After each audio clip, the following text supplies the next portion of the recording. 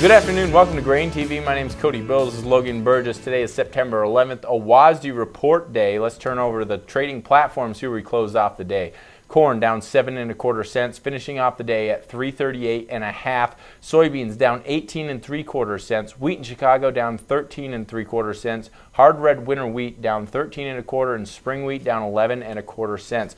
Now we did have some export sales out this morning. They were very positive for the most part for wheat. Corn and soybeans came in within analyst expectations. We also had some reportable sales out this morning. None of this really seemed to move the market as we were really eyeing the USDA crop report, though, Logan. What did we see out of the crop report that brought us lower here? Yeah, we'll take a look at this table here. This really explains it. As we said yesterday, all the focus here is going to be on yield in today's report. And as you can see, the left side of this slide shows what the average analyst was expecting coming into today. The right side shows what we actually got from the USDA. And you can see corn yield came out about 1 bushel per acre higher than trade expectations. Soybeans came out about 0.3 bushels per acre higher than trade expectations. And for corn and soybeans, we saw sizable production increases, and we didn't see really a lot of demand increases to make up for it. As a result, we saw ending stocks quite a bit higher than what traders were expecting, and really pushed this market down quite rapidly after these numbers were released. So, Logan, do you think that this number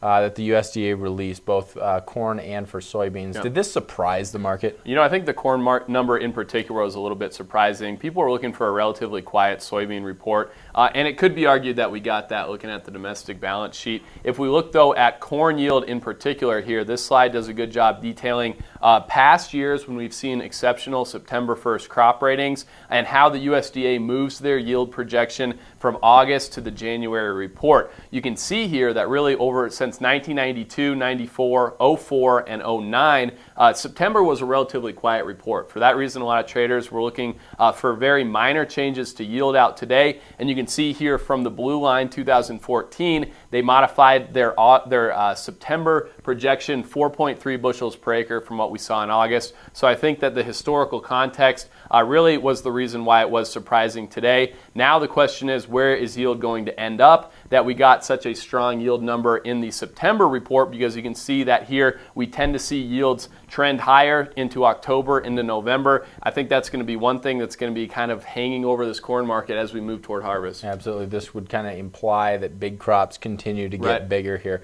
Now, Logan, when you look at soybeans here, obviously stocks to use, very critical. And really a lot of producers are trying to get a sense, all right, so we do have a large crop, or it seems as though we have a large crop based on the USDA forecasts here.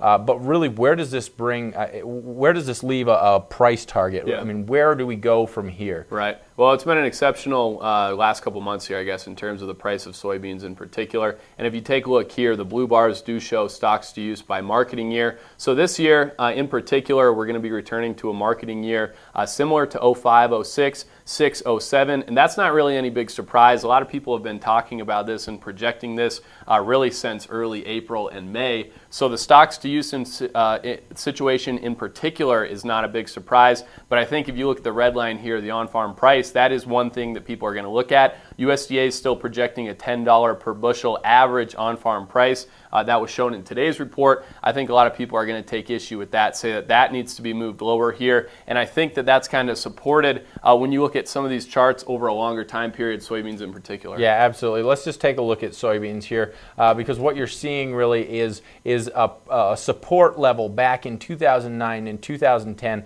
Really, this support level held almost a year long. There's many different tests. It was right around that 880 level. You know, we were right around that 878, 886 price level where we seem to hold back between 2009 and 2010.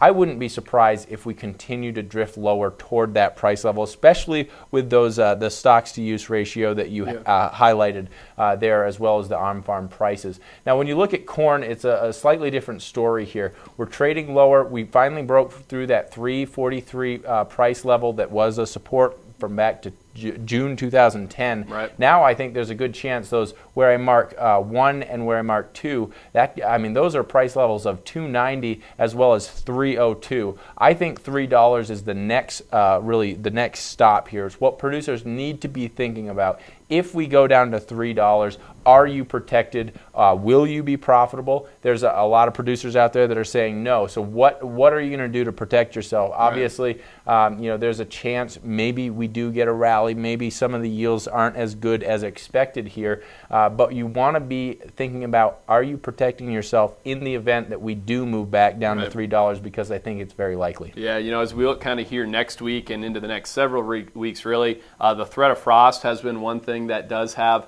some traders looking for a little bit of bounce in this corner soybean market. And I guess, in the context of today's report and in the context of this large bear market that we are in the middle of, if we do get a bounce in this market toward the early October, middle part of October, in my opinion, it's definitely a bounce that should be sold. The numbers out today, for the reasons why we detailed here today on GrainTV, point to a market that still has downside. If you have any questions about taking advantage of any bounce that we do see or making marketing decisions without a bounce, as Cody had mentioned, feel free to call our office here. Number is 877-472-4607. Thanks a lot for joining us here on GrainTV for a report day. We'll see you tomorrow to wrap up the week.